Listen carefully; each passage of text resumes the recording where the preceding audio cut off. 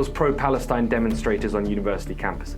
Now, these Jewish critics of Israel are also facing the wrath of a Zionist hate group. They're in the crosshairs of Betar, an unapologetic Zionist activist group. It's been one of the most vocal and demanding US authorities deport pro-Palestinian student activists. Show your face so ICE can deport you! Come on, show your face, you terrorist! Just days ago, they took it to a new level, naming 22 high-profile Jewish people they think shouldn't be allowed into Israel. So, who is this group? And how are the people behind it involved in the targeting of Mahmoud Khalil, Mohsen Mahdawi, and many others?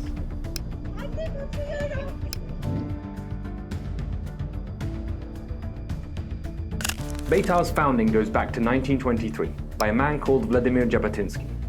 Jabotinsky named the group after a fort where ancient Jewish rebels fought the Romans. His idea was to bring up a new Jewish generation steeped in Zionist ideals and trained for war against perceived enemies of Judaism. Fast forward to today, and those include people like UN rapporteur Francesca Albanese, historian Norman Finkelstein, whom they threatened to blow up. Their ties to Israeli Prime Minister Benjamin Netanyahu's Likud party are well known.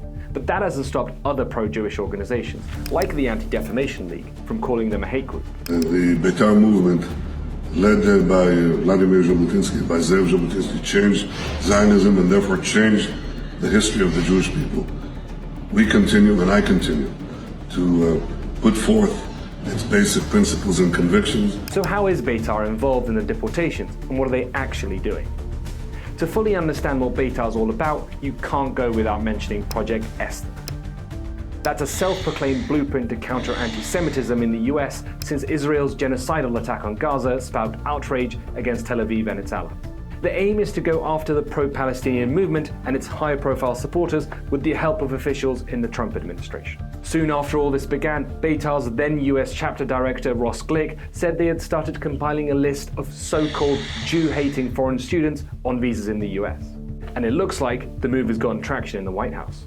In late January, President Donald Trump signed the executive order that allowed for student deportations to quote-unquote combat anti-Semitism. The same day, Betar said that they were the ones who gave federal authorities the home address of Columbia University graduate Mahmoud Khalil, who was detained weeks later. These students in universities in our country, whether they're here as Americans or if they're here on student visas, frankly, they need to be taken out of our country, or the FBI needs to be interviewing them right away when they're saying, I support Hamas. So far, all but one pro-Palestinian protesters originally targeted by Betar have been detained and faced charges. Now, the Jewish figures they want banned from Israel are being accused of working against Zionism. As Betar expands its blacklist from student protesters to outspoken Jewish voices, one question remains.